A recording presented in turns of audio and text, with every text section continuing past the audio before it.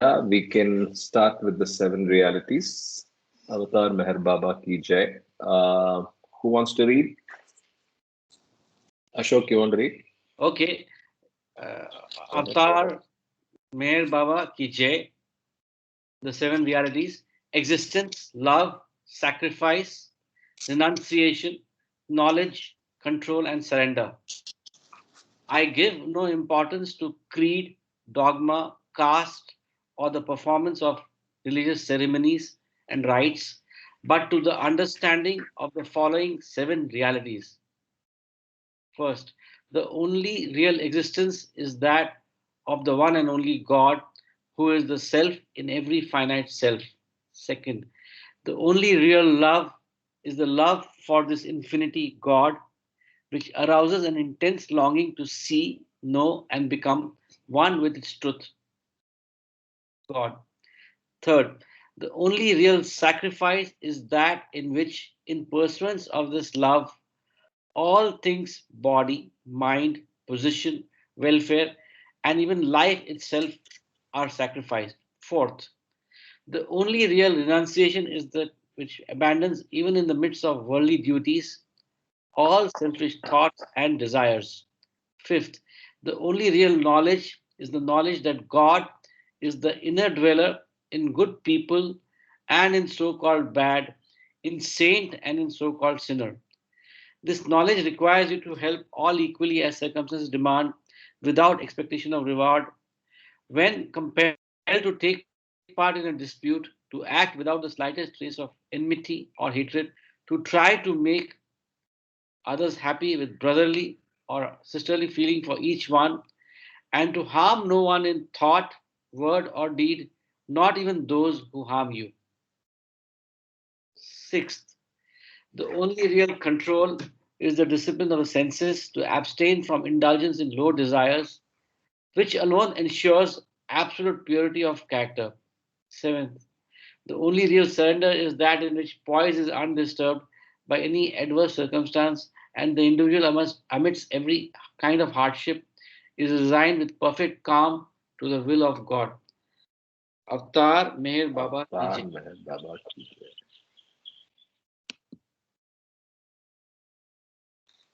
So, we did this beautiful chapter yesterday called The Life of the Spirit, which brings out the distinction between, I mean, not even distinction, tries to define what is the life in the spiritual realm. And before we go ahead, any questions, or we can directly go to the next chapter? Any questions, comments from that? Did anybody do a quiz last week, Karthik? No, no, no. Actually, we need to talk about that. So you can, Actually, yes, this may be a very good chapter to create some questions on because there's got very important content in this chapter. So, if yes, anybody agreed. volunteers to create quiz questions, it would be great. Otherwise, I can create some, and we'll have some Sure. time next week. Okay. So any Jay. volunteers for this Life of the Spirit questions? Given some time, I can do it. So Okay. just Sure. create and update it and share it with Ravi, and then he can finalize between yours and his questions. Thank you. Okay. Okay, I'll So try. the other thing, I think I'll repeat what I said yesterday. The more I think about this chapter, this is a very good chapter to give to somebody who's not even spiritual, forget in the Baba way and whatnot. Just somebody who's new to just starting out on asking the right questions about spirituality. This is a very good chapter, and in that sense, even within this book, it's a good way to start reading. Start with this chapter, but again, that's a sequence question, which is always controversial. With that, we go to the next chapter, physical page 89, selfless service. Right. Um, I have a suggestion, Jai Baba. yeah. I mentioned that chapter, Infinity of the Truth. That Hmm. has a very close connection with this chapter, Life of the Spirit. Okay. So there's a lot of correlationship between this chapter and that chapter. So I don't know, because we have been very fixed on sequencing the chapters. But this is just because we are doing quiz questions, it makes an interesting, it's significant in that respect. So I'll leave it to the audience. Jai Baba. No, we'll go with sequence now. But if you want a specific cross reference, like you did yesterday, we can cover a couple of paragraphs which are relevant. But I understand the loss, the trade-off being that from a quiz and learning absorption standpoint, maybe the two related chapters ideally would be done well. But then that's for us to confirm when we do what is that? Infinity of the truth, and link it back so that from a curriculum standpoint, we'll update it. But for now, we'll stick to the sequence is my vote. Any others have a view on this? No. Can we have another discussion about the sequence? No, we're not doing another discussion. quick view, if at all. Okay. Otherwise, we keep going. No views, so we keep going. Okay. Did you have something to say, Mama?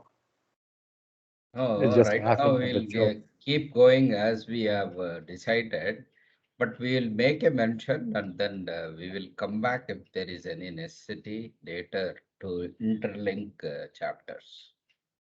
Absolutely. Yeah. Okay. So selfless service, I know this was referred to or asked by Nomita and Sunil. Are they on today? There was questions about service and link. So this chapter will answer a lot of their questions. No, both of them are not there, I think. It's okay. Sunil was there yesterday. Anyway. Yeah. He was there yesterday. And Nomita was there as well yesterday. So today maybe they'll join later.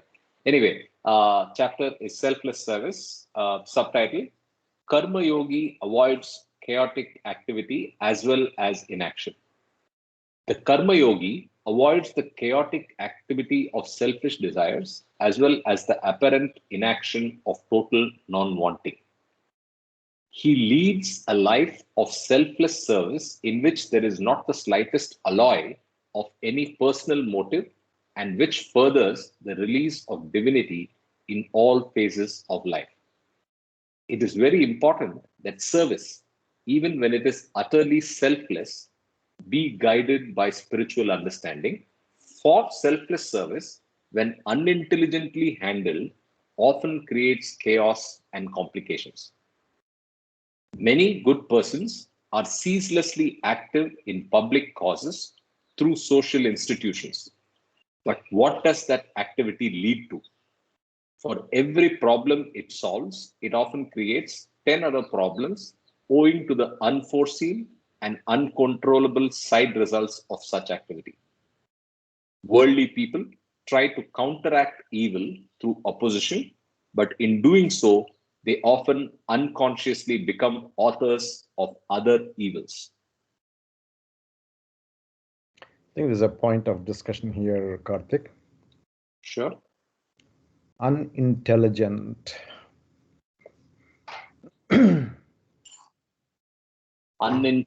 Unintelligently handled. Unintelligently handled, correct.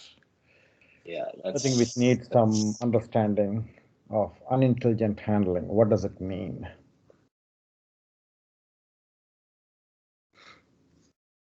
I would say that we go down to understand what is the right way of handling selfless service, and that would contrast with unintelligently. Is that this is what is my feeling at this stage, but open to views. Yeah, Karthik, what you say is correct. Let's go ahead and see a little more the context. But one thing is definite, that this chapter has got also a correlation with action and inaction, or maybe intelligent and unintelligent action, or unintelligent and intelligent inaction. We can probably keep that in mind and then try to correlate it back to the those chapters and to the 7 realities. Let me put it this way. action and the nature of action, which is intelligent or unintelligent, is applicable in every chapter and in every aspect of our life. So, Okay. of course, your point is well received. We will see down the line on how selfless service is to be done, and it's a very beautiful chapter. I remember from even the last read. So I'm sure you One, will. Karthik, Yes, sir. one context that I can think of is you are serving somebody. Are you making him independent? Are you making him lazy? Or, what we call it in Hindi is akarmanya? So that is the intelligence that comes to my mind that one needs to apply. Who really needs your service, or are you making, feeding the beggars who are professionally beggars, that kind of thing. Yeah. So that is Also, the intelligence, I think, one yeah, context that comes to my mind. that's a good point, Sanjay. Another thing is, we are talking about selfless service. Unless we practice very much, it's almost impossible for us to become selfless, as Baba said. So even though we try to do a selfless service, our self often comes, because without self, we can never do anything. So how balanced we are, that depends a lot. That comes with maturity and practice. That's what I'm thinking is unintelligent handled. Okay, all right. Jay Baba. In fact, let's just hold our horses. Kama, go ahead. Yeah, I think what Sanjay said is interesting because the analogy of do you give fish or the fishing rod? That is the analogy of when you look at selfless service. Second thing is selfless service. Karma yoga is like, what we call as the head, heart, and hands. So the selfless service, when you're doing something for others, what you call as roti kapda makhan. And I think in the chapter on conditions of happiness, I think, not in conditions of happiness, the spiritual, 1 second, I'll tell you the chapter. Work for the spiritual freedom of humanity and the task for spiritual workers. I think it's very clearly said that, that one can provide, what do you call, food to the hungry, shelter to the homeless. But the biggest kind of service that you can do is spiritual, freedom. Mm-hmm. So Is it in I the new think, humanity, Kama? Is it in the new humanity? no, this is in the work for the spiritual freedom of humanity. So I think it's in page. It says that page 341 and 340, the last part. It says that there is no gift. 342, page. It says there is no gift greater than the gift of spiritual freedom, and there is no task more important than the task of helping others to achieve spiritual freedom. Those who have understood the supreme importance of spiritual freedom have not only to strive for it for themselves, but also to share the God given duty of helping others win it. So, the third paragraph says the way to help others attain spiritual freedom is far different from the way of rendering other types of help. For the hungry, you can provide food and they have only to eat it. For the naked, you can provide clothes and they have only to wear them. For the homeless, you can provide houses, and they have only to dwell in them. For those who are in the agonies of spiritual bondage, however, there is no ready made provision that can give them immediate relief. So I think that the aspect of selfless service is also, I think, the chapter that we read on selfishness, you know. So selfishness and selflessness also come under the domain of duality. So there are a lot of people who want to go and help others. But if there's a feeling, even if there's a little bit of egoistic feeling out there Ego. that I'm doing something, you're creating that sanskara, right? So I think it's a very subtle thing, because the mind is, as Ravi said, because you're using yourself, which is the ego personality self. The ego is telling you, okay, do this, which will help others. But behind that thought, what is the motivation? Are you doing it selflessly? Or are you doing it because you're going to get brownie points? You're saying I'm getting good karma. So that is why I think it's recommended. I mean, the ideal thing is to be with a perfect master, because he tells you to do whatever you have to do. You don't have to think about it. And that is where I think all of us are in a difficult position when you're on your own and you're trying to follow Baba's messages. We are not very sure, are we doing it selflessly, or are we doing it with some kind of, unconscious, creating samskaras. Jai Baba.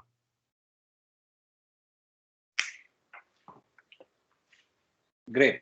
Thank you for that reference. And I think I'll check on Trello if all these chapters are anyway grouped together, because that's important. When we finish this chapter, let's spend a few minutes on that as a group. So with that, I'll continue. The next subtitle will probably subtitle suggests that we will understand unintelligent service. So let's see what is that. The subtitle is Unintelligent Service Creates Chaos and Complications. Suppose a group of ants has climbed onto the body of an individual and one of them bites him. He might instinctively want to punish the ant by killing it, but if he were to strike it with his hands, he might, in so doing, kill many other ants that were in no way involved in the biting. In trying to secure justice against one ant, he is thus inevitably drawn into an activity that means injustice to many other ants. The person who is drawn into the vortex of public life through a generous impulse, without having mastered the art of pure service, finds himself in a similar situation. He may be selfless, but his actions create chaos instead of harmony, because he has not learned how to render real and effective service without creating complications. If action is to be a pure blessing for the universe, it must be born of consummate understanding of life. Those who come into contact with me should develop true understanding of life and cultivate that type of service which creates no complications.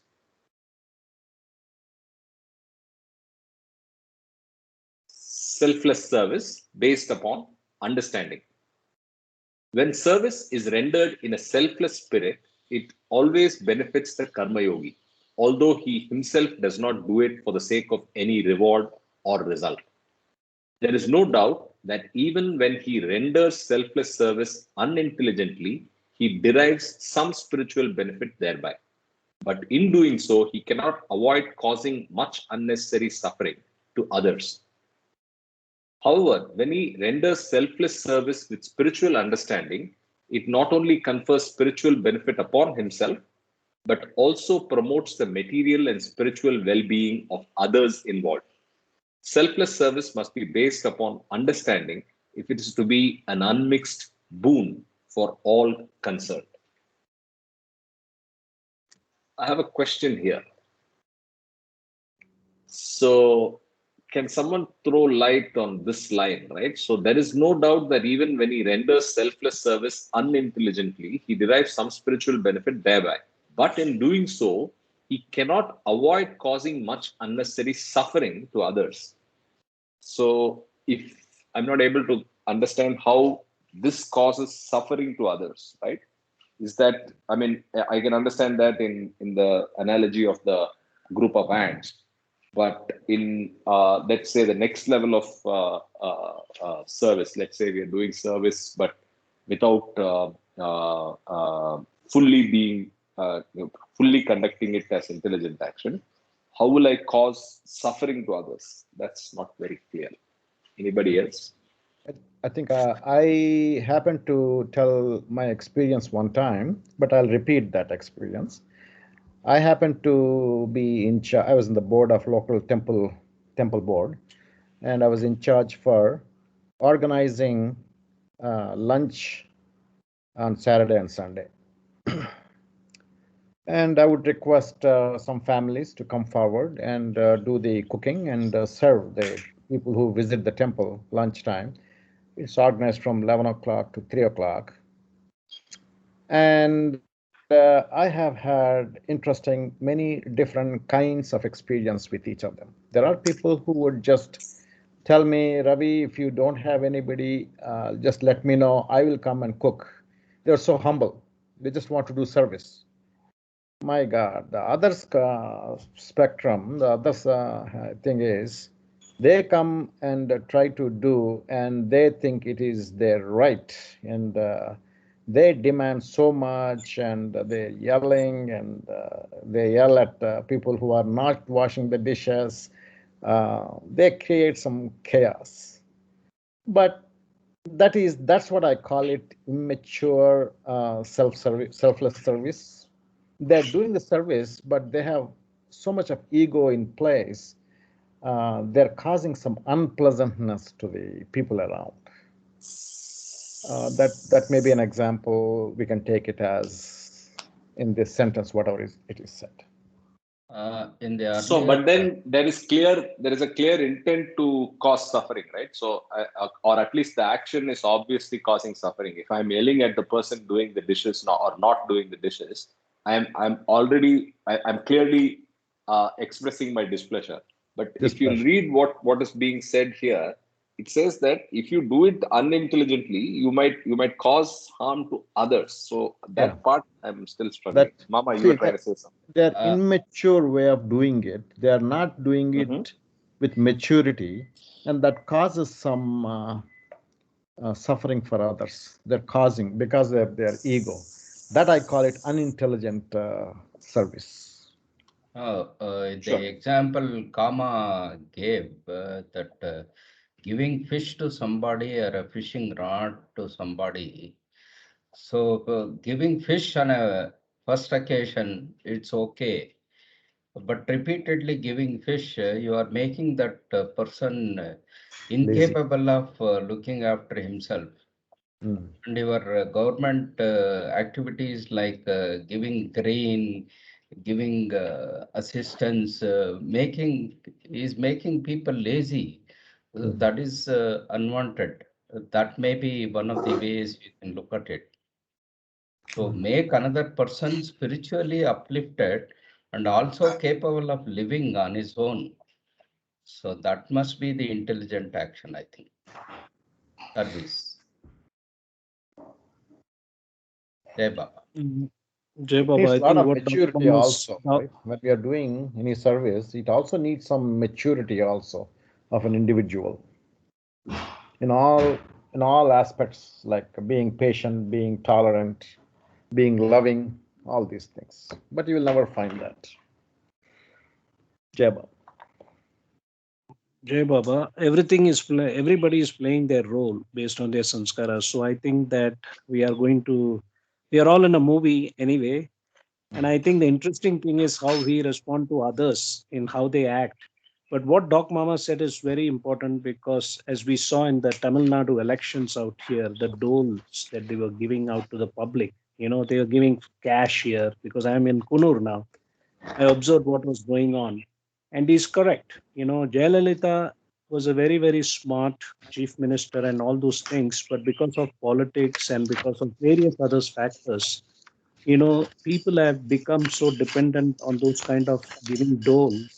It has made them, unintelligent. In fact, they are not, it's going into entropy, both material entropy and spiritual entropy, you know. So I think that is a very good example that Doc Mama talked about. And I think another example that came to me was when we read the chapters on violence and non-violence. When you're attacking another country through self-defense or helping another country, like what happened with Bangladesh, some people die. When you invade another country, right? Yeah. You destroy their houses and those kind of things. So that is another example that came to me on a macro level, on a group level rather than on an individual level. Yeah, Baba. Thank you for that example and that confirmation. Uh, that's interesting. But I think there's more of this happening all over the world, right? So just to pick up on that dole concept, right? So thanks to what happened in the last 1 year, and I don't know how many of you are aware of this concept that's doing the rounds called universal basic income, right? It's basically a dole for everybody in the world, right? So there is a lot of people that are convinced that that's the way forward to solve the poverty problem of the world, and I'm totally unconvinced, right?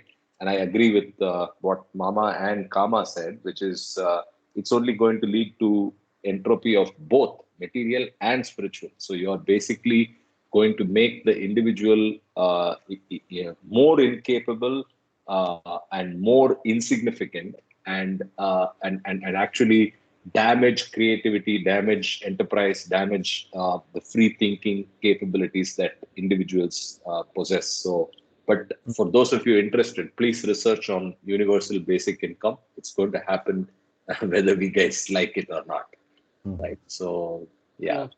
Karthik, I wanted to add, we are basically maybe even promoting lethargy. Yes, absolutely. Because the nature of human enterprise is always about first taking. I mean, I go back to the Maslow's hierarchy, right? So that there is a relevance to that, and there is a need for that not to be tampered with. But then you're going to tamper with that and make sure that your needs are met, and then you basically are tampering with the nature of how we are structured. Anyway, that's a conversation altogether different from where we are, so I don't want to digress. So I'll go to the next subtitle. What I'm trying to highlight is that when we are trying to do some unintelligent action or maybe help somebody who actually doesn't need any, who may not be requiring help, like, so that may be creating sanskaras for both sides. Means you're unknowingly creating sanskaras, and the other person, he's creating sanskaras of becoming lazy, lethargic, and that way. And in a way, you are responsible for it. Absolutely. So that's what Baba is saying already, right? So by doing it this way, we are actually causing harm not just to ourselves but to them as well, the recipients of the service as well.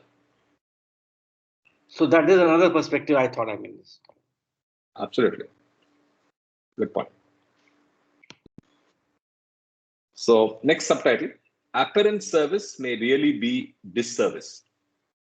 That which is looked upon as service by ordinary persons might under special circumstances be considered as disservice by a perfect master.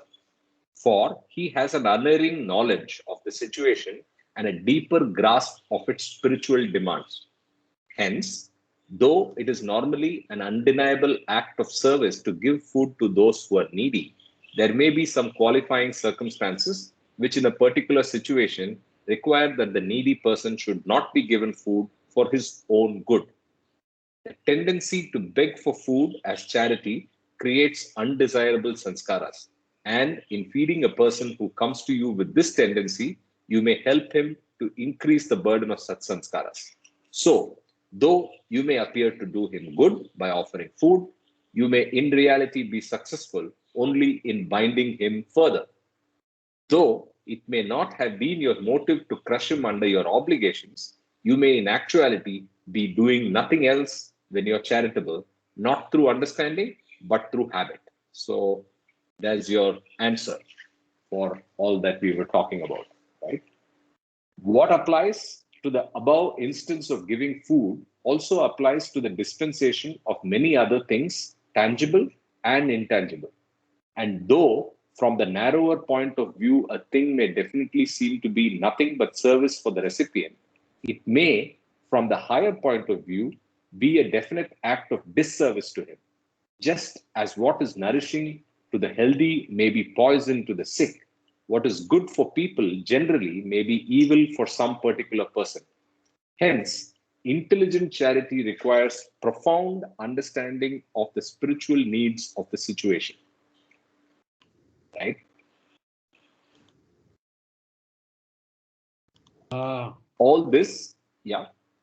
I just want to add, Karthik, sorry, maybe this is an aspect of doing a due diligence before you are helping out somebody, and or maybe doing any activity. Is that what it means? I mean, intelligent action requires understanding of the spiritual needs of the situation. So here we have two things: the spiritual needs and the material needs. So we have to probably analyze and then act. So in your due diligence checklist, please have a section on spiritual due diligence. That's all. Yes, thank you. Anyway. You always come up with good financial analogies, so I'm just pulling your leg. No, it's okay. It's maybe I'm programmed that way anyway. Yes. Even unintelligent service confers spiritual benefit. Thank you. All this should only make people more careful and discriminating in their service. It need not discourage their spirit of selfless service. It is true that only a perfect master can be unerring in gauging the spiritual demands of any situation.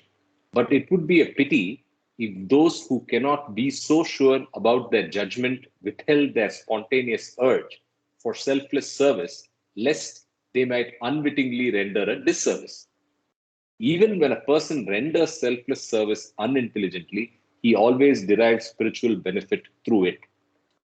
So I went through this dilemma as a kid, right? So my father has told me that you should be very careful on the object of your charity. That is the target that you're giving, right? So he was saying all the things that we already discussed. So as a kid, I struggled with that dilemma. So I used to always wonder, oh, am I making the wrong decision here, right? So this is a good relief, but then it's important that we keep the bigger goal in mind whenever we are performing any act of selfless as any act of service. In fact, service rendered with utter detachment. In fact, from the spiritual point of view, the real danger in service lies more in the possibility of your rendering it from a false motive than in making a mistake about the spiritual demands of the situation. If you render service in order to oblige a person, and if you feel proud of doing it, you're not only doing spiritual harm to the recipient of your service, but also to yourself. If, while serving, you take delight in it and develop pride in doing a good thing, you're getting attached to your act and thereby binding yourself. Just as one may get bound by an iron or a golden chain, so also a person can get spiritually bound by his attachment to evil or good deeds. Hence, the way to remain free from karma is to remain completely detached in service.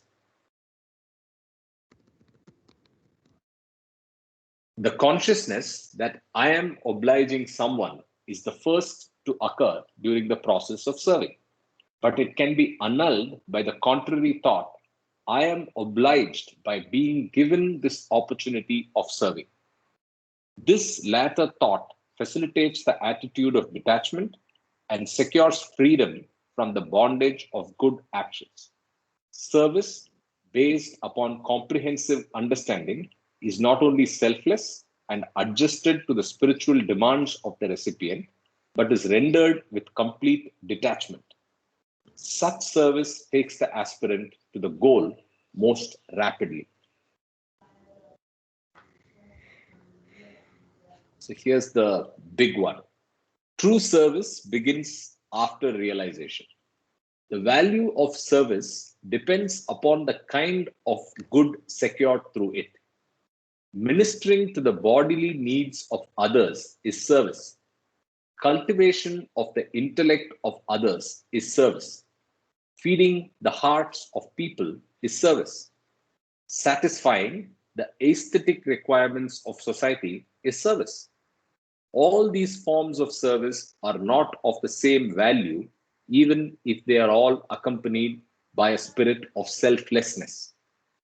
The kind of well-being that is sought through service will depend upon the vision of the person, and one who has the clearest perception of the final good will be in a position to render the most important and valuable type of service. Those who have not found the supreme truth are incapable of this highest type of service. Their service cannot have the same value for creation as the service of a person who has arrived at finality in spiritual understanding. In a sense, true service begins after realization. So, this is a very, very important thing that's applicable to many amongst us. Yes. Right? Yeah. So I think the other thing that jumped to my mind was when you're actually indulging in an act of service, obviously the best model is to invoke Baba into it and say, just like was mentioned in the prior paragraph, that you look at the macro picture, you just say that this is what Baba wants you to do, right? And bring the element of Baba's action, right? As we have discussed in the past. So I think that's another technique that can help us. But then remember, the true selfless service is only after realization. So that's. I hope it doesn't demotivate you from doing service, but please be cognizant of it. Yeah. Jai Baba Karthik. Jai Baba Khaled, how are you? I'm good. I had a query for Ravi. Ravi, the service at the mandir, was it in India or is it in the US that you were talking about? In the US. In the US. So who are the people, for whom we were serving this food?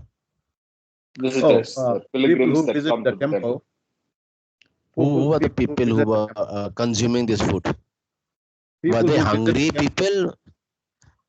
people? Okay.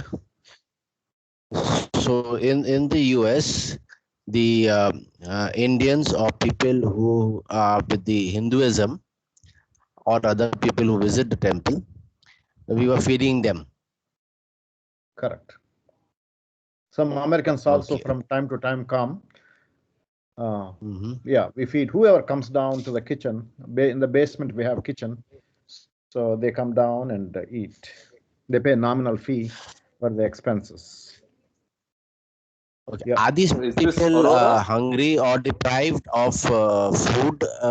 The people who come there, or are these the people who are not hungry, but then are the people who are just coming to the temple? Yeah, I don't think we have anybody hungry people who come. Well, people who come there are hungry because if we don't serve, they have other ways of getting the food. But people are all making money basically. If that's what you are trying to get. They are not homeless or hungry people. They're They're all not deprived. yeah. They're not deprived. They come in the They're cars. not deprived. Rarely people come in Ubers. They eat, they pay, and then they go. Yeah. Yeah, in fact, this is one thought which was coming to me when you mentioned it last time also, I remember.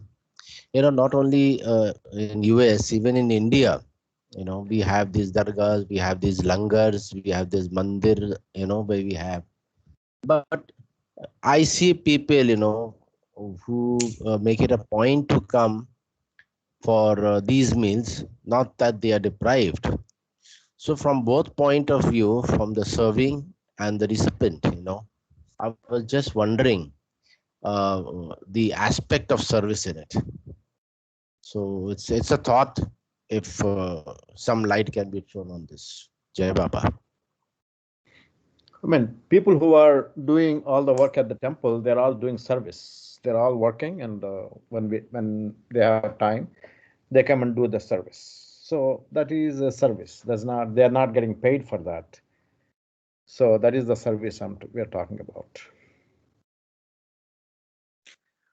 Jay Baba, I think Selfless. to add on to what Ravi said, see, I think there are different ways of looking at it. I lived in the US for 20 years. Like you have the ISKCON temple in Brooklyn, so I think you can call it a form of prasad, Normally, a prasad is something a handful is being given. Second is it's a way for people to come to the temple. It's an incentive when they visit the temple. They can also have some vegetarian lunch, And also, as Ravi said, it's a way for people to get together. So the lunch is also a form of prasad. It's also a form of service. It's also a form of probably raising donation for the temple because you're paying for it. It It's is. not free, Yes. like a langar or something like that. So it all depends on how you look at it, technically. So I think what your point is that yes, I've seen in Tiruvannamalai there are a couple of ashrams. Tiruvannamalai Ramana Maharshi ashram. Ramana Maharshi always insisted first that the sadhus who are waiting outside, should be fed first before the devotees who come to the ashram. Actually, when he was alive, I think even now it's being practiced. I've observed in Tiruvannamalai that you're right. See, in the sadhu community, you've seen the Kumbh Mela and all that. And just as an example, if I'm not incorrect, when Baba in his new life went to Haridwar during the Kumbh Mela of 1950, he bowed down to 10,000 sadhus, okay, different kinds of saints. And his conclusion was there were only two sincere seekers, okay. Not that the other people were not seeking, but probably they were doing it in an unintelligent way. Similarly, what happens, these kind of, giving food to people free is a way for sadhus, who don't have any income, the real mendicants who are sincere spiritual seekers. It's a tradition in India, as we know, to give food and alms to the sadhus. So that's how I would look at it. Jai Baba. Yeah. So what's the summary? So it is causing harm to both the recipient and the person doing it if it is done in this way, right, Kama?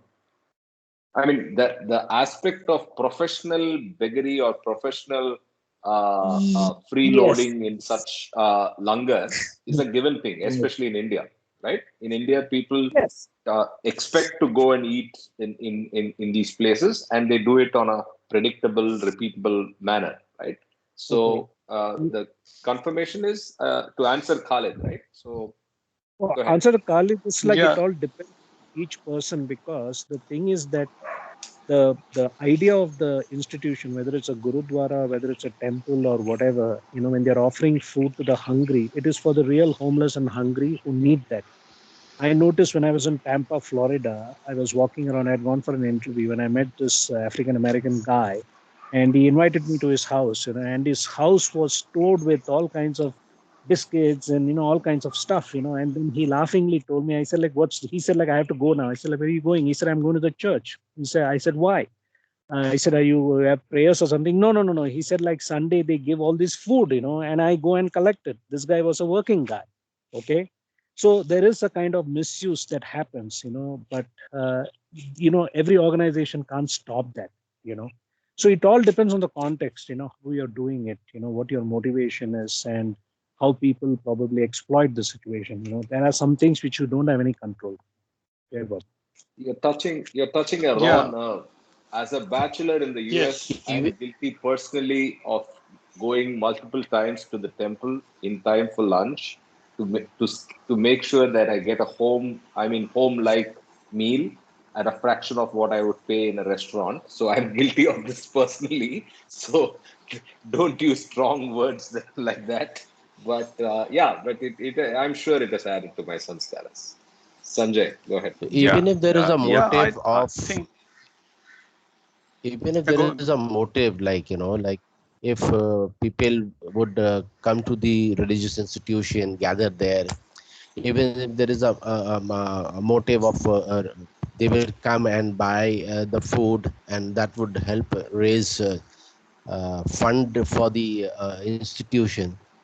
So there is always a motive behind such things. So when terming them as selfless service, are we being right in doing so? No, I think we are very clear it's not selfless service, right? So, Yeah. especially the model that Ravi mentioned, and after the clarity that we brought out in the last 5 minutes, it's surely not. It's not selfless service at all. It's not service at all to start with. It's a model that has evolved to encourage people to visit the temple.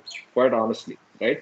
And it has worked. At least they are Sure. not going to the mall. In place of the mall, they are coming to the temple. They are spending time with God, and then at the end of it, they also get a meal and they pay some money, which subsidizes the kitchen. Not subsidizes, actually makes a lot of money for the temple because the Indian food, vegetarian food, is very, very inexpensive to make. And in the restaurant, it's much more expensive. But at the temple, they charge it at a very, very nominal rate.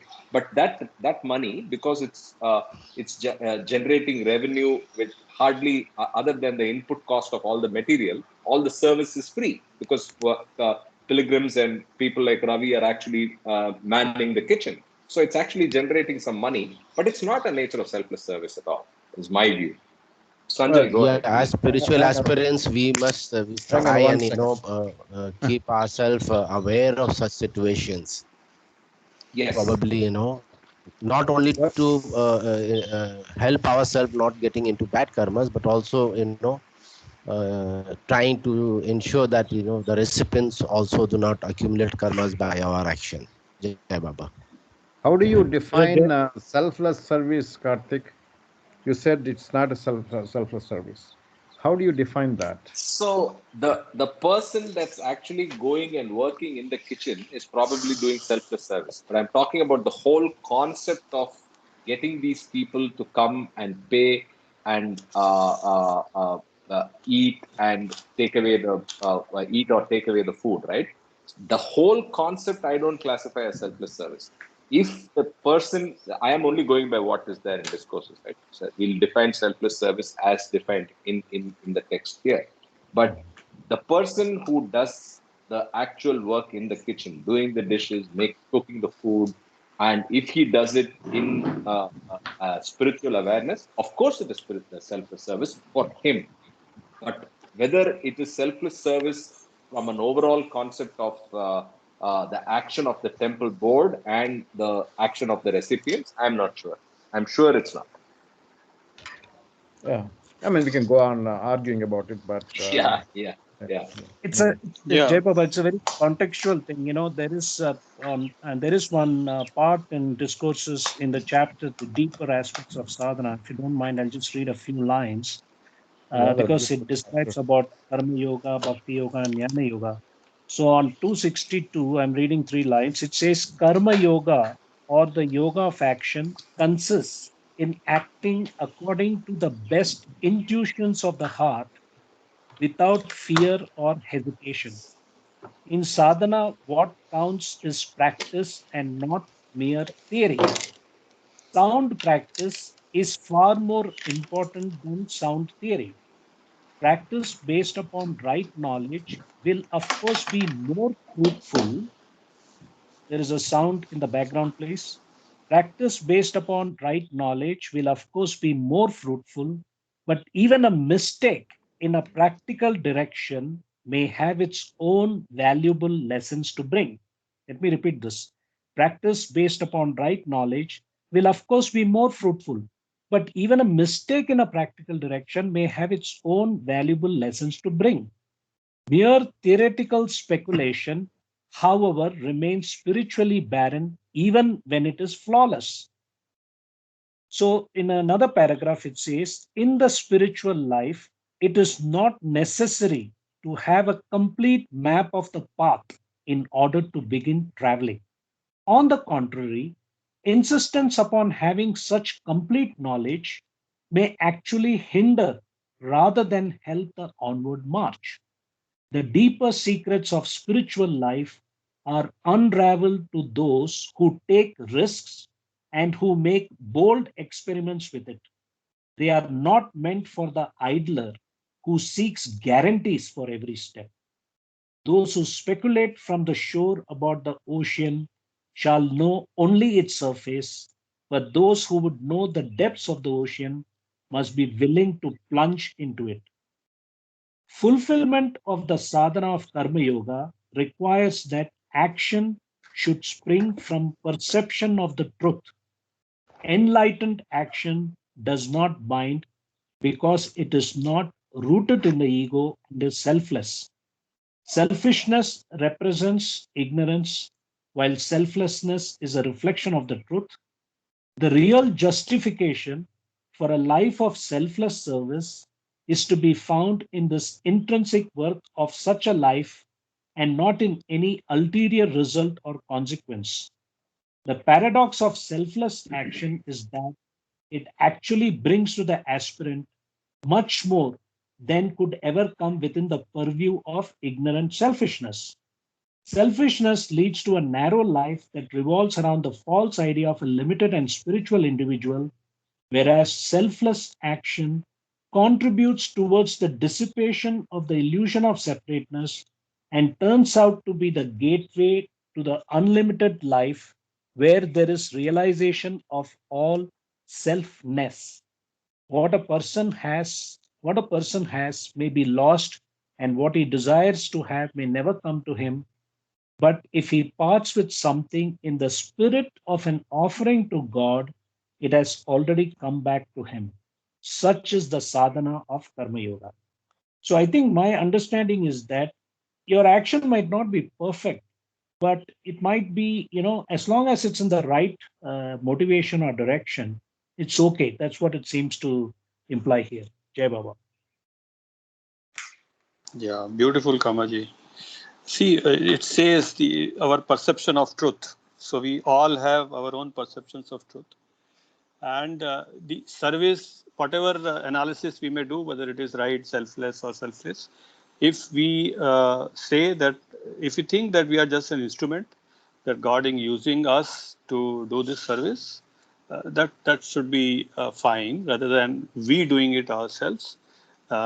We can apply our judgment whether it is right, to the extent that where the conscious level or the progression level that we have, but we should leave it to at that level actually, and think of ourselves only as an instrument of that service which is being done. That should be fine on a practical standpoint. Jai Baba. Jay Baba, I have one more perspective to this, and that is that now whether that food is subsidized or it is free is one aspect to it, but I think there's a greater context, and the goal is that when people are trapped in their daily lives and materialism, maybe it's a motivation for people to come out of those daily routines and to come to the temple. And when they come to the temple, at least some element of spirituality is awakened. So could that be taken as a an underlying goal which we are reaching?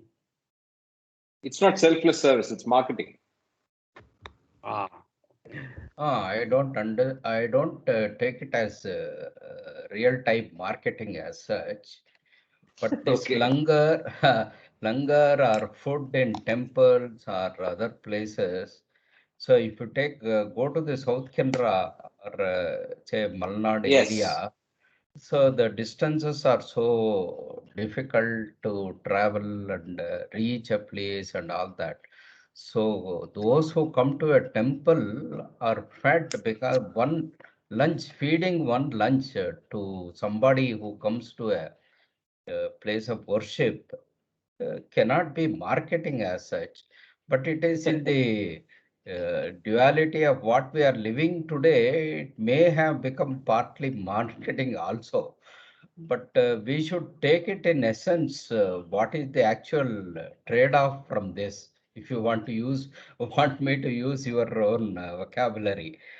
So the other thing is, say in a langar or in a temple, what is the percentage of people who go there every day and eat and be lazy? That is very, very fractional. Small. Those who partake food there are occasional, not every day. So that should be the larger thing, and their interest coming to the temple is not only the food; it is so many other aspects. You may call it as spiritual, non-spiritual. Visiting a temple, is it necessary to be a spiritual? All Socializing, this socializing, meeting friends. Social, Yeah. yeah. Yeah, yeah. So that should not be the way you look at it. I don't agree. So it is not total marketing. It is, say, a big establishment, but it's not great marketing as such. Jai Baba. I take that back. I take that back. I apologies, Ashok. I take that back. It's not just marketing, but I was just reactive there. I take that back. I totally agree. But it's It's okay. highly contextualized, right? So I like the example Mama brought up, which is all the temples in the Udupi Mangalore belt, right? And there is a rich context that has driven why that was happening. There were no restaurants back in. I know of a time when I've been to those temples. There were absolutely no restaurants around there, and the only construct was if you need a meal as a pilgrim who's from outside, the only place to go was the temple. So they served you 3 meals, and they served it free of cost. And they used to collect, money from the pilgrims itself, from the hundi collections for feeding the people. And that was a construct and context at that time. So is it marketing? Absolutely not. I don't think in that case it's marketing. So it's highly contextualized. I have been too close to a couple of temples in the US where I think that kind of biased me to use such a strong word. So I take that back. Yeah. And I think So I That's totally okay. agree with what Mama said. That's Go okay, ahead. Karthik.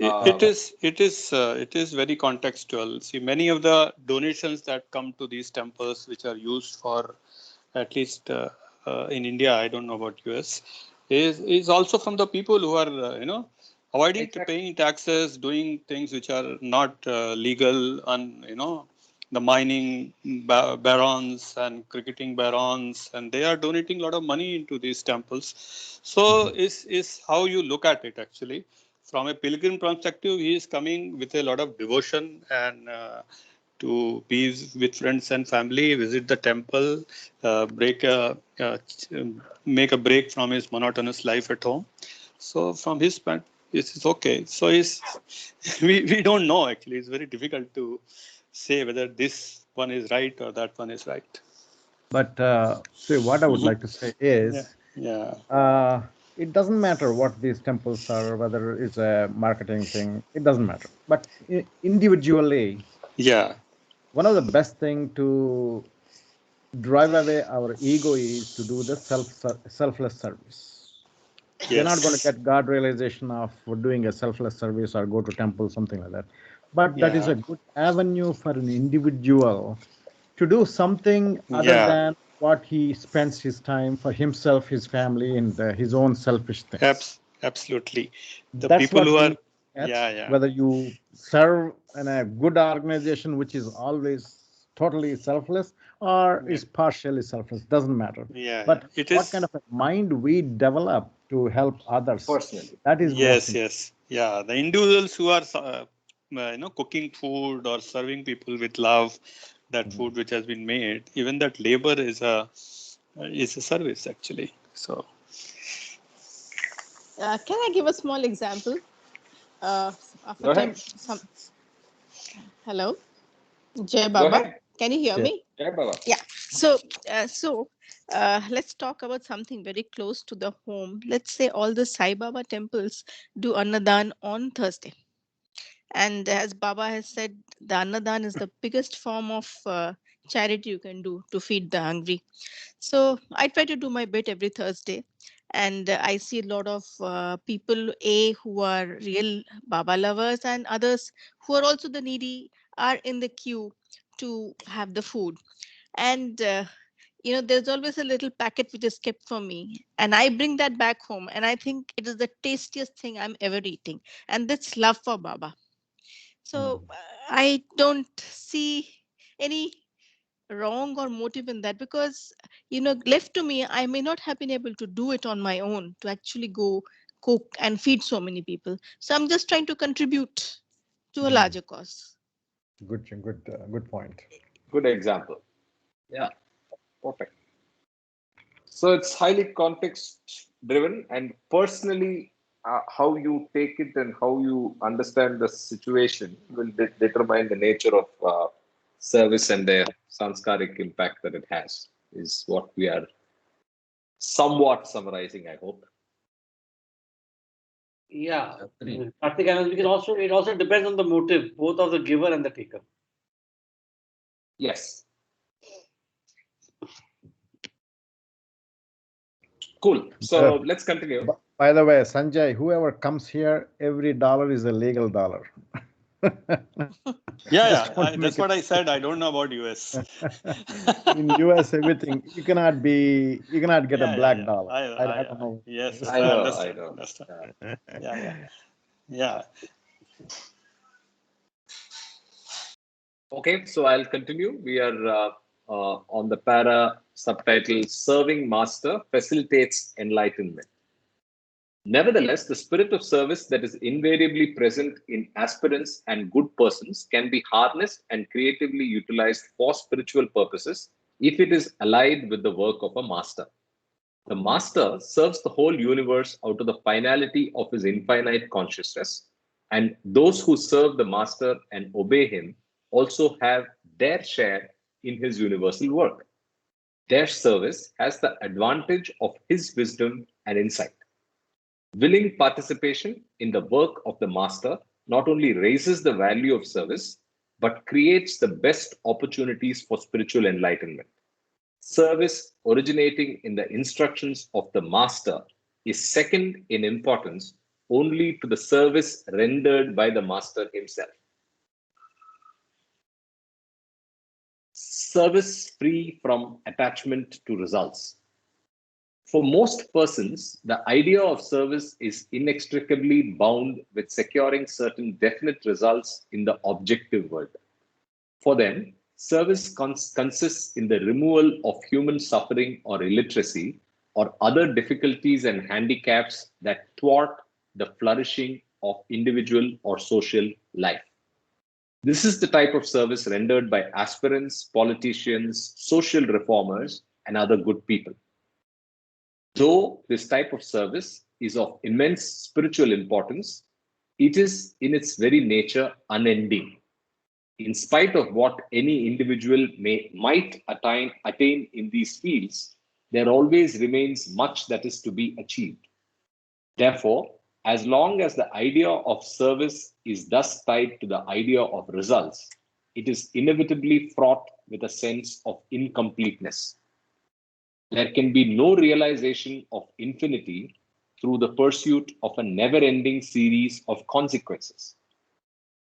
Those who aim at sure and definite results through a life of service have an eternal burden on their minds. Very interesting point being made out here. So there should be absolutely no focus on the result when we are performing service. Service after realization.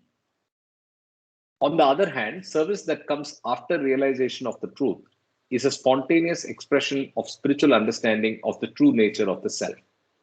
And though it also brings about important results in the objective world, it is in no way complicated by any longing for them. The sun shines because it is its nature to do so, and not because it wants to achieve something through shining.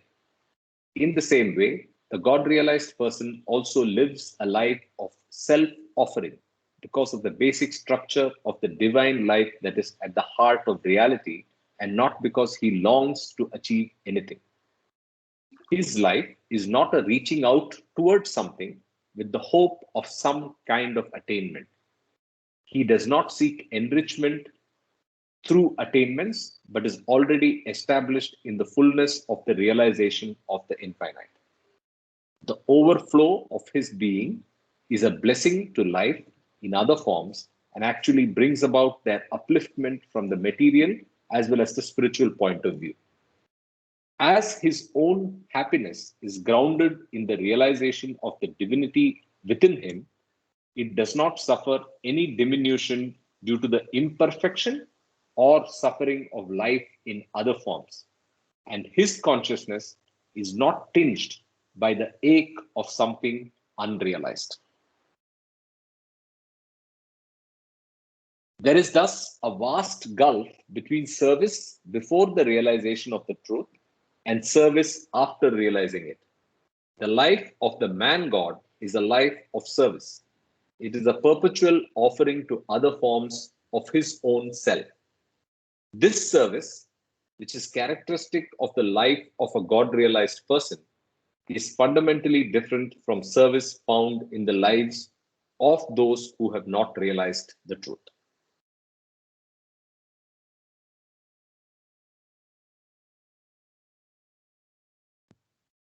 Okay, so any thoughts, questions? We had a lively discussion. The last two paragraphs are not for us right now, anyway. Yeah. That's true, Mamaji. Yeah. We'll worry about Jai Baba, it. I believe that what the takeaway from this chapter is that real selfless service or perfect selfless service comes only after self-realization or God realization. Correct. So it reminds me of this phrase, God helps those who help themselves. So instead of that, I would say God helps those who help their self. First, you have to self-realize. And there's another quote that I had told Karthik, the goal of creation is to become perfect so as to help others become perfect. So it kind of reveals here that perfect selfless service only happens after realization, where it says the service cannot have the same value for creation as the service of a person who has arrived at finality in spiritual understanding. In a sense, true service begins after realization. And I think it applies to many different aspects, even for knowledge, infinite power, infinite bliss. All these things only happen after self realization. So it doesn't mean that we should not do service or other things, Jai Baba. Another point I would like to stress here is with the reading what we did and the discussions we had, we have a shadow that what all is happening as service is not service at all. So that should not be the summary of it. So keep doing service, do it as selflessly as possible. Don't get attached to the doing part of it. That should be the summary out of this. Jai Baba. Don't look at the object or the outcome, and if you have a perfect master and surrender and absolutely follow whatever he says, that's the best way of service. Yeah Agreed. So when is the kitchen opening, Ravi? I'm hungry now. I did for 3 years, and now I gave Oh, up. you're not doing that anymore. Okay. Not Is that the Aurora temple? No. It's Peoria temple. In Peoria, we have a temple. Peoria. Oh, okay. So that's fine. So we have another 20 minutes to go. So shall we take up the next chapter? Yeah, go ahead. This is a great chapter. Avenues to Understanding, page 94 on the physical book. Spirit not understood through mind. The different avenues that lead to spiritual understanding can be understood best through an initial distinction between spirit and matter. In order to understand matter, we have material means, and in order to understand the spirit, we have spiritual means. Matter is understood through the mind or the intellect working upon data given through the different senses. But spirit can be understood only through the spirit itself. This highest form of understanding, in which the spirit enjoys self-knowledge without using any instrument or medium, is very rare and most difficult to attain. The best approach for the understanding of the spirit is through the heart and not through the mind.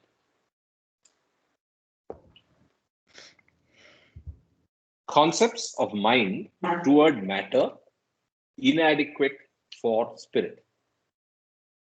The mind is accustomed to work upon material things, and its driving power for this intellectual understanding of material objects is derived from lusts and cravings.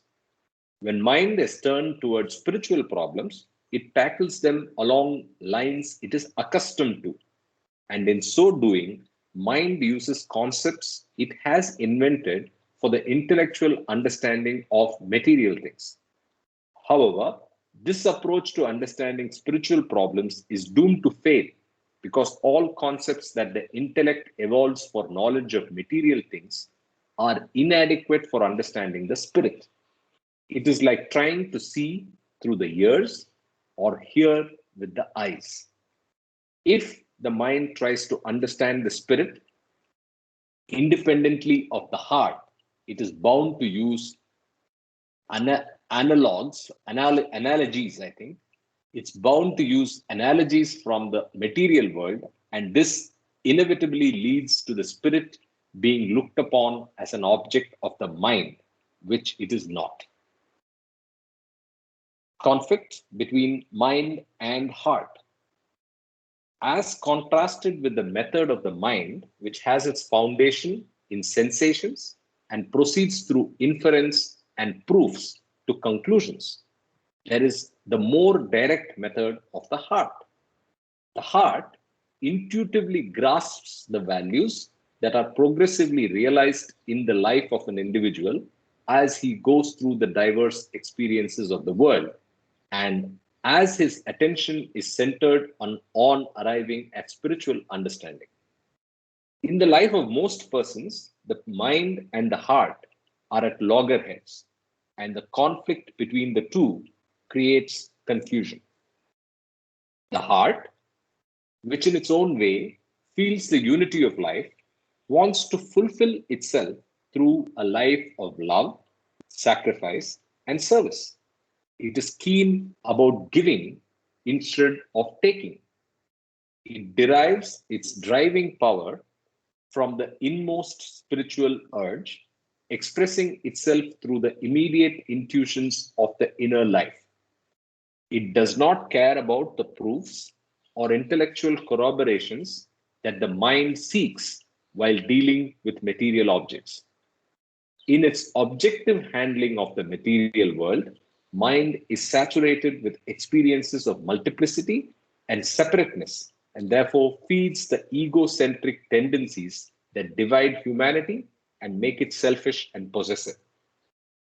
But the heart, feeling in its inner experiences the glow of love, has glimpses of the unity of the spirit and thus seeks expression through self-giving tendencies that unite humanity and make it selfless and generous. Therefore, there is necessarily a conflict between the inner voice and the deliverances of the intellect, which are based upon the apparent and superficial aspects of life. Mind craves assurance or conviction. When the mind encroaches upon the province of the heart, it does so by requiring assurance or conviction as a precedent condition that must be fulfilled before there is a release of love. But love is nothing if it is not spontaneous. It cannot be a conclusion of reasoning. It is not a fruit of the spirit of bargaining. If you want to be certain about the object of love before giving your love, it is only a form of calculating selfishness. Many persons, for example, want to be convinced of my divinity in order to be able to love me. That is to say, they want me to give them objective proofs of my spiritual status by performing miracles. Conviction of this type is often a hindrance rather than a help in releasing the highest form of love, which is utterly indifferent to what it might receive from the object of love.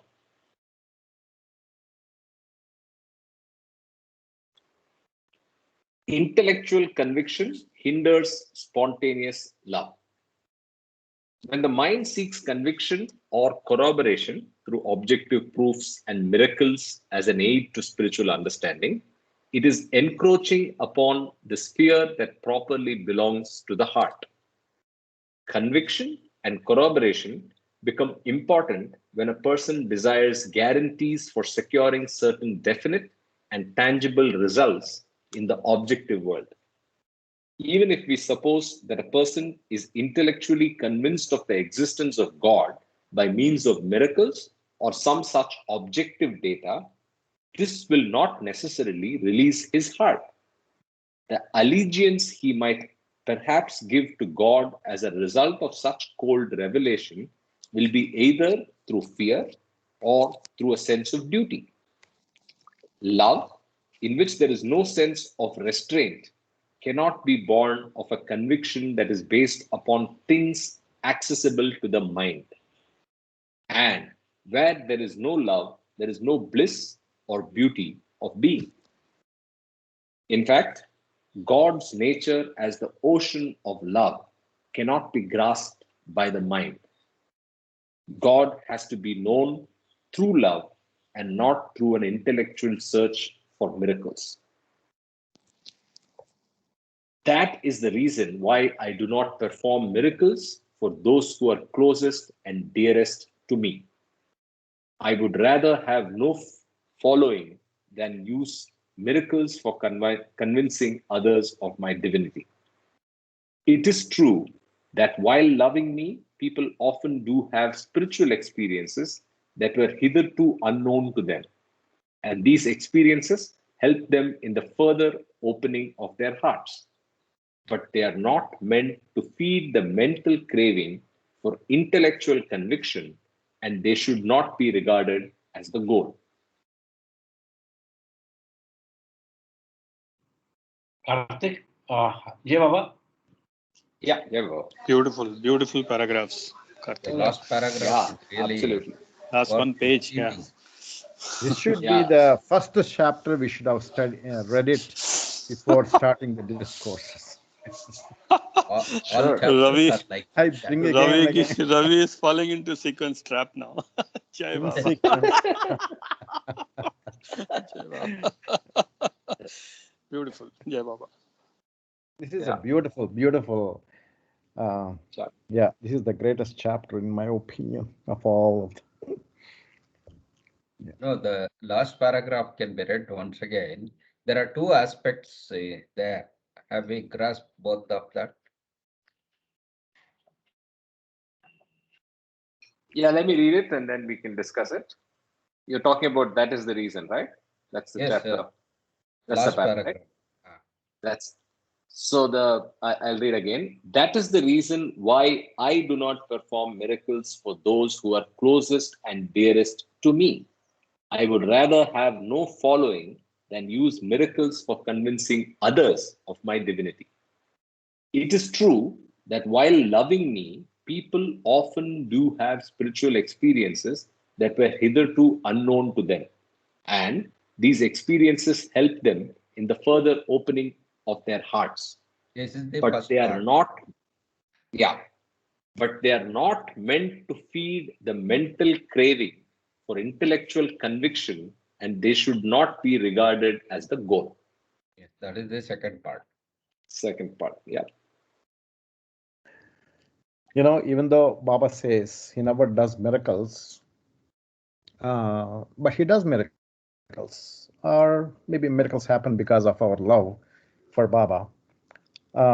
Last week we have a family get-togethers. Every Sunday we get together, talk about the spiritual matters, and many of them are Baba lovers. There are a few youngsters who are like they see more realistic way rather than faith-based. So Realistic way in the duality. Yes. in the duality, no faith. That means Small R. Yeah. Small R. Yes. yeah. So one of my nephew, he's an orthopedic surgeon, and he was about to do surgery on a lady, and she was a Baba lover. She has been a Baba lover for a long time. She met Baba, her whole family met Baba, and all those things. And then they were giving anesthesia, and then while giving anesthesia, the anesthesiologist was giving anesthesia, and something happened, and she coded. Coded means she stopped breathing. And anesthesiologist was trying to do all things to revive her. And then my nephew was really, and he prayed to Baba. He started chanting Baba's name, and he jumped in there. He is a surgeon. He was supposed to perform surgery. And then he jumped in there and opened her mouth and did all the, no. While the anesthesiologist was trying to do, and then my nephew was watching, and he said, coded, and my nephew was about to go upstairs and tell the family that she died. And something happened. He started chanting Baba's name. Some energy came into this, my nephew, his name is Prasanna. He jumped in there, did the CPR and resuscitation and mouth-to-mouth breathing, and he tried to help. And suddenly she revived. And he was like, oh, Baba, thank you, Baba, thank you, Baba, thank you, Baba. And he did the surgery. Everything went well. She was very well. And then in the meeting, he was explaining this. And it was really a very touching moment. And it was no doubt we all felt, whoever all Baba lovers felt, Baba did help him. And these youngsters, who are, not Baba lovers, who are not based on big, they say it can happen. Medically, it can happen. They were all arguing. But as Baba lovers, when these kind of miracles happen, Yeah. we become very, very, our faith becomes stronger. Yeah, that inspiration for him to, make an attempt came from Baba. Yeah. Jai Baba. Sure.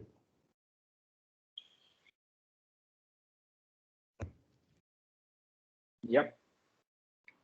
So let me continue.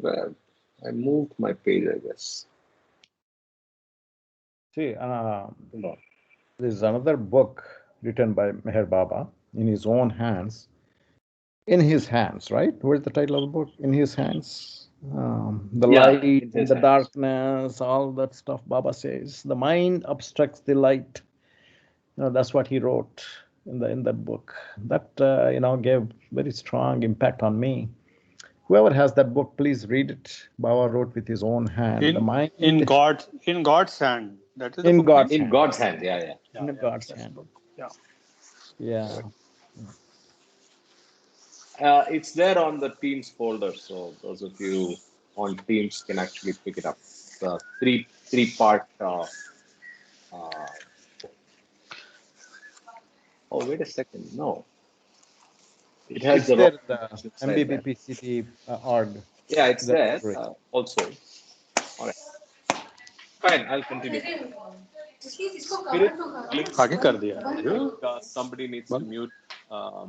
Spirit glimpsed only through heart. When a person has his eye on the results of action, instead of being concerned solely with their intrinsic worth, he is trying to tackle spiritual problems through the mind alone, and in doing so, is interfering with the proper functioning of the heart. Mind wants to have all kinds of things and therefore seeks objective proofs, convictions, and assurances. This demand of the mind fetters the spontaneous outflow of love, which at once depends upon and furthers true spirituality. You cannot love through the intellect. What you may get through the mind is a theory of love, but not love itself. The kind of knowledge that certain types of yogis have attained through their minds is merely intellectual and dry. It cannot give them the spiritual bliss that characterizes the life of love. Love and happiness are the only important things in life, and they are both absent in the dry and factual knowledge accessible to the intellect. Spirituality does not consist in intellectual knowledge of true values, but in their realization. It is this knowledge of inner realization that is worthy of being called spiritual understanding, and this is far more dependent upon the heart than on the mind. Knowledge of the intellect alone is on the same footing as mere information, and being superficial, it moves on the surface of life. It gives the shadow and not the substance of reality. The hidden depths of the ocean of life can be gauged only by sounding the heart.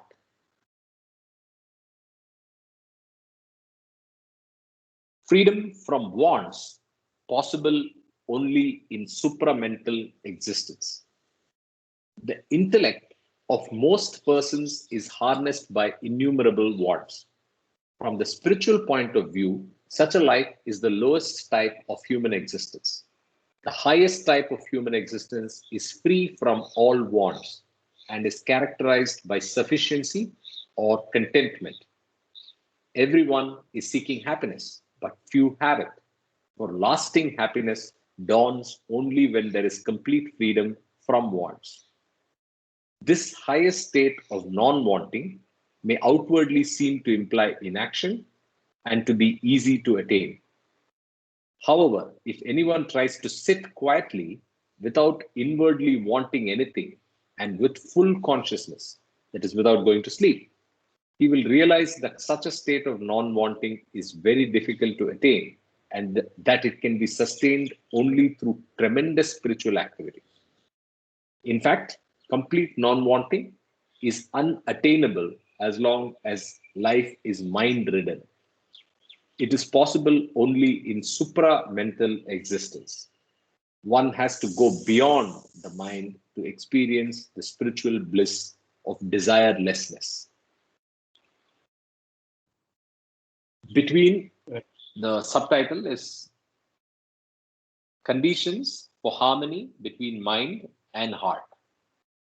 Between the two extremes of a life harassed by wants and a life completely free from wants, it is possible to arrive at a mode of practical life in which there is harmony between the mind and the heart.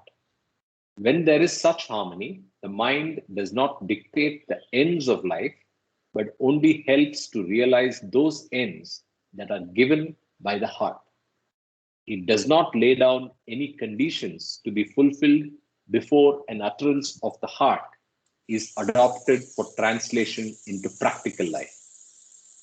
In other words, the mind surrenders its role of judge, which it is accustomed to play in its intellectual queries concerning the nature of the universe, and accepts unquestioningly the dictates of the heart. Heart must be free to determine ends of life. The mind is the treasure house of learning, but the heart is the treasure house of spiritual wisdom. The so-called conflict between religion and science arises only when there is no appreciation of the relative importance of these two types of knowledge. It is futile to try to glean knowledge of true values by exercise of the mind alone. Mind cannot tell you which things are worth having. It can only tell you how to achieve the ends accepted from intellectual sources. In most persons, the mind accepts ends from the promptings of wants, but this means denial of the life of the spirit. Only when the mind accepts its ends and values from the deepest promptings of the heart does it contribute to the life of the spirit. Thus, mind has to work in cooperation with the heart. Factual knowledge has to be subordinated to intuitive perceptions, and the heart has to be allowed full freedom in determining the ends of life without any interference from the mind. The mind has a place in practical life but its role begins after the heart has had its say.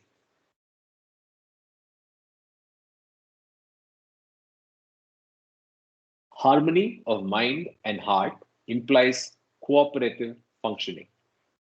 Spiritual understanding is born of harmony between mind and heart.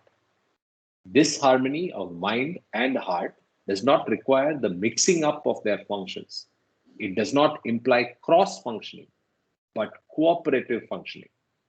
Their functions are neither identical nor coordinate. Mind and heart must, of course, be balanced, but this balance cannot be secured by pitting the mind against the heart or by pitting the heart against the mind. It can be attained not through mechanical tension, but through intelligent adjustment. Mind and heart may be said to be balanced when they serve their proper purpose and when they perform their respective functions without erring this way or that. It is only when they are so balanced that there can be true harmony between them. Such harmony of mind and heart is the most important condition of the integral, undivided life of spiritual understanding.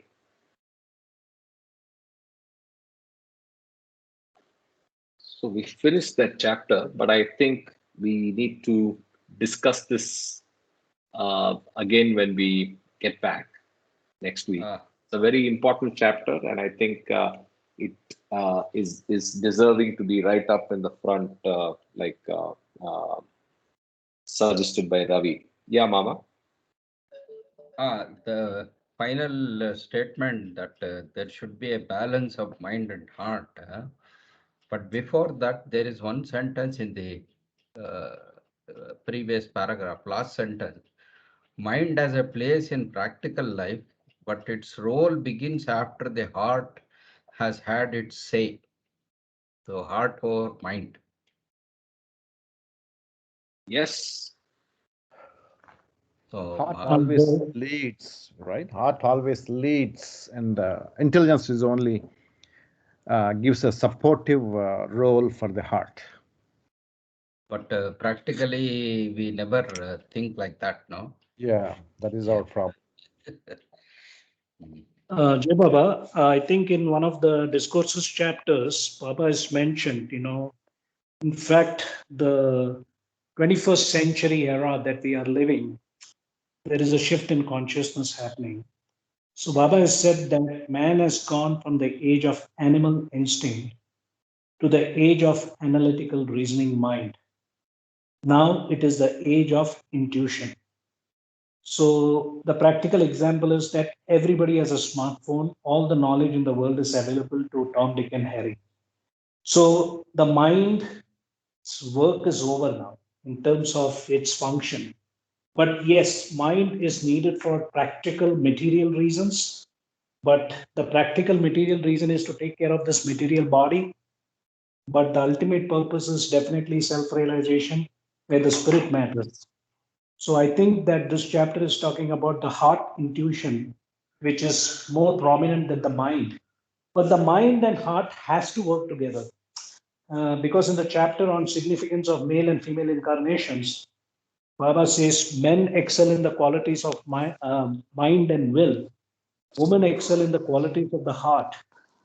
But mind and heart have to balance each other. But heart always has precedence. And he also gave the quote of why in Hindu mythology we have, even in other tradition, you have the name of the female first, Sita Rama, Radha Krishna, Mary, Jesus, Mehra Meher. Hey, Baba. Yeah. Thank you.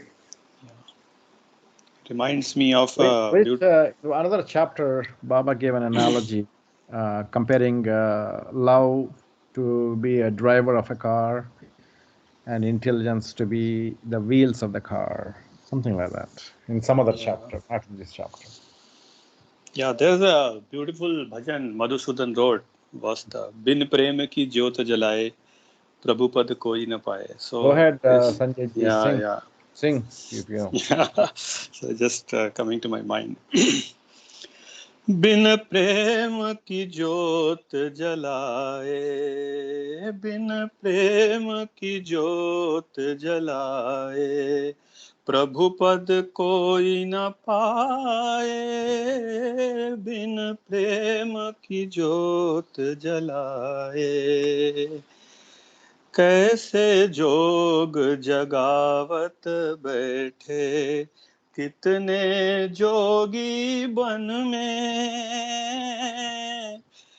कैसे आसन कैसे कड़ासन, कोई बैठे तप में,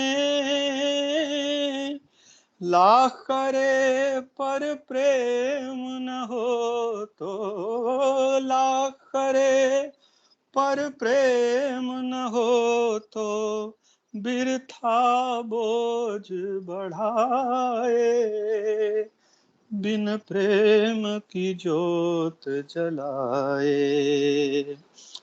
लाखों पंथ हैं प्रभु सेवा के, प्रेम ही ऊंचा सबसे, प्रेम बिना यदि पार हुआ है, कोई बताओ भव से। तप साधन तो बहुत कठिन है, तप साधन तो बहुत कठिन है, तप साधन तो बहुत कठिन है, तप साधन तो बहुत कठिन है, नहीं तुरत प्रभु दर्शाए, बिन प्रेम की ज्योत जलाए।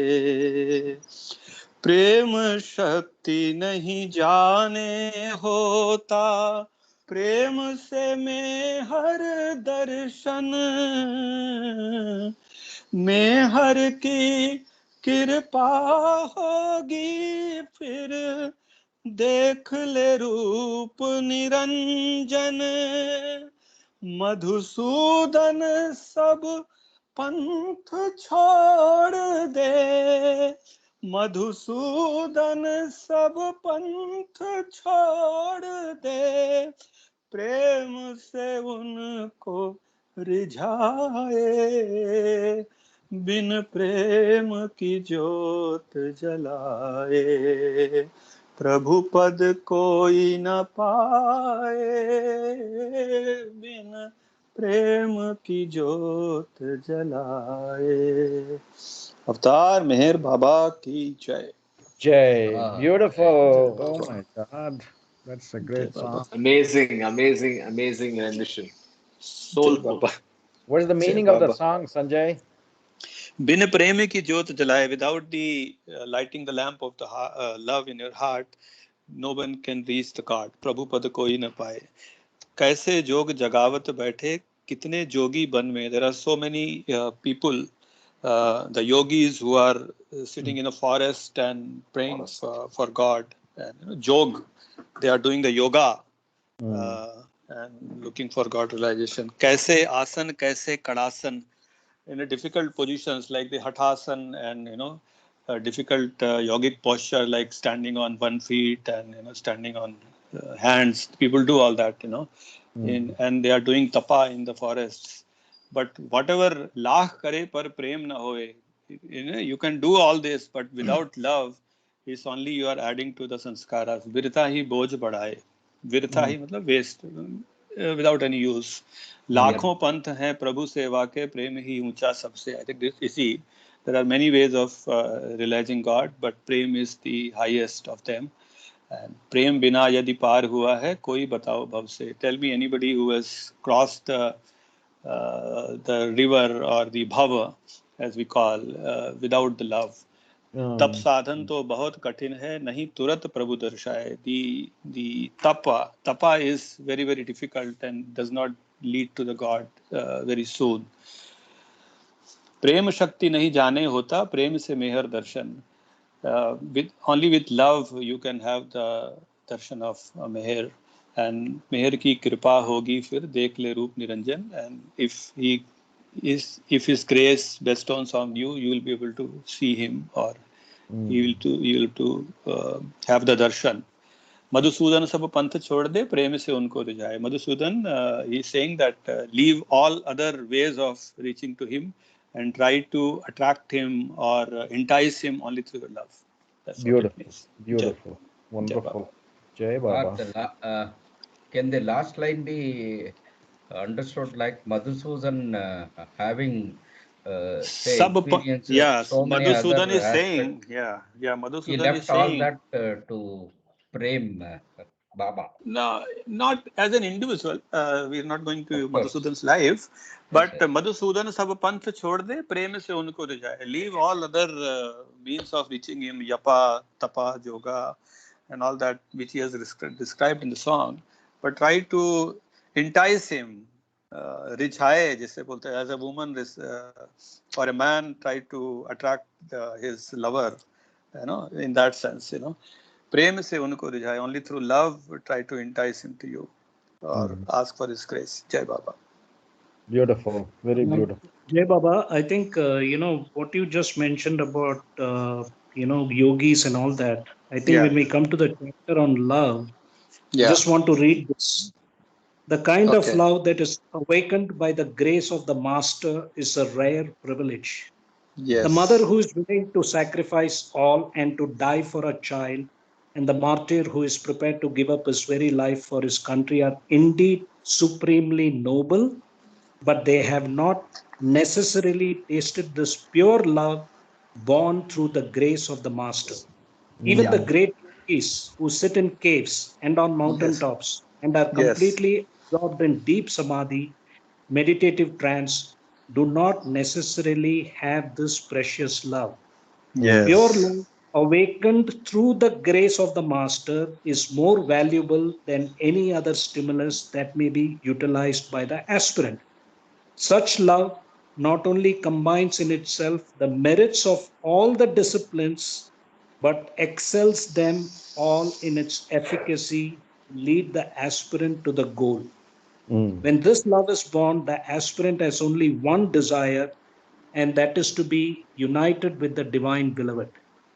So, but the other question is, how do you derive this grace of divine love? That descent of grace of the master is conditioned, however, by the preliminary spiritual preparation of the aspirant. So I'm not going to get into that. People can read 114. One has to make effort. And if you make, Baba has said that if you make, there is a Irach statement in a back of a book determined to be his, that if you make one step, he comes to you, takes 10 steps. So our effort is needed. Before we close down, I just want to share a funny and a true incident. One of the builder in Ahmedabad went to a great guru. This actually happened with his driver. The great guru told him to do Hanuman Chalisa. The driver was not religious and he had no clue.